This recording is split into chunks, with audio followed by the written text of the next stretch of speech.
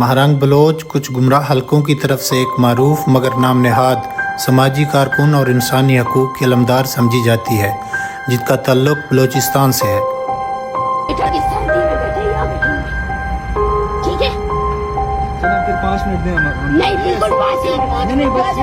آنے والی جو نسلیں ہیں وہ کبھی قوم نہیں بن سکتے ہیں۔ تمہاری شناخت یہ ہے کہ تم ایک قبضہ گیر لٹیرے اور جانور ہو۔ اپنی مقبولیت کے لیے خاص طور پر جبری گمشدگیوں، خواتین کے حقوق اور بلوچستان میں انسانی حقوق کی پامالیوں کے خلاف آواز بلند کرنے کو اپنی مقبولیت کی سیڑھی بنایا، اور اس مقصد کے لیے مہرنگ بلوچ احتجاج، ریلیوں اور سوشل میڈیا کے ذریعے عوام کو، خصوصاً نوجوان نسل کو، اپنے اداروں کے خلاف تقاریر کر کے اور بے بنیاد الزامات لگا کر گمراہ کر رہی ہے۔ مہرنگ بلوچ نے پاکستان کے سرکاری تعلیمی اداروں سے اسکالرشپ پہ میڈیکل کی تعلیم حاصل کی، اور اسی تعلیم کو انہوں نے ریاست کے خلاف استعمال کیا۔ ان کا یہ رویہ ریاست کی نرمی اور سہولت کاری کا غلط فائدہ اٹھانے کے مترادف ہے۔ مہرنگ بلوچ ایسے بیانیوں کو فروغ دیتی ہیں جو ریاست پاکستان کے خلاف سمجھا جاتا ہے۔ ان کی تقاریر اور سوشل میڈیا پوسٹس میں بعض اوقات ریاستی اداروں کو براہ راست تنقید کا نشانہ بنایا جاتا ہے۔ یہ بلوچستان ہے، یہ وہی بزدل ہے جن کی پتلونیں بنگالیوں نے اتاری۔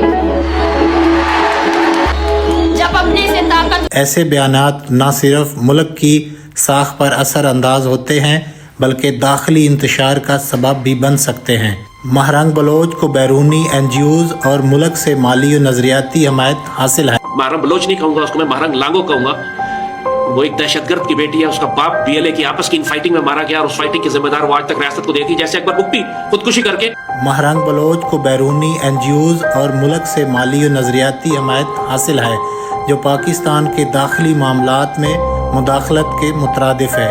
ان کے بین الاقوامی رابطے اور میڈیا میں موجودگی بھی اسی بات کو تقویت دیتی ہے۔ مہرنگ بلوچ کے والد کے بلوچ لبریشن آرمی سے تعلق اور اس تنظیم کی سرگرمیوں میں شامل ہونے کے پختہ ثبوت موجود ہیں۔ یہی وجہ ہے کہ انسانی حقوق کی نام نہاد کارکن ہونے کے باوجود اس نے کبھی شدت پسندی کی کھلی مذمت نہیں کی۔ مہرنگ بلوچ کی شخصیت دو رخ رکھتی ہے۔ ایک طرف وہ انسانی حقوق کی علمدار اور مظلوموں کی آواز بنی ہوئی ہیں، اور دوسری طرف ان پر ایسے الزامات بھی ہیں جو ان کی نیت، نظریے اور طریقہ کار کو مشکوک بنا دیتے ہیں۔ عوامی رائے تھی کہ یہ دیسی لبرل لوگ بیرونی ایجنڈے پر کام کر رہے ہیں۔ مہرنگ بلوچ سے میرا یہ سوال ہے کہ پاکستان مخالف ملکوں نے اس کو کتنا فنڈ دیا ہے اور کیا ڈرامہ رچانے کا کہا ہے؟ پاکستان میں صرف دہشت گردی پھیلا رہی ہے اور کچھ نہیں پھیلا رہی ہے۔ ڈسپیرٹی ہے، ان کو کہیں نہ کہیں سے فنڈنگ ہو رہی ہے۔ یہاں پہ کوئی ان لوگوں کی جگہ نہیں ہے جو کہ پاکستان کے خلاف بولتے ہیں۔ ایسا کوئی بھی کام جب بھی ہوا۔ بلوچ غیرت مند قوم ہے، اس کو جلد ہی ان ملک دشمن لوگوں کے رنگ نظر آ جائیں گے۔ مہرنگ بلوچ اپنے باپ کے کرتوتوں پر شرمندہ ہونے کی بجائے لوگوں کو ریاست اور اداروں کے خلاف بھڑکا رہی ہیں۔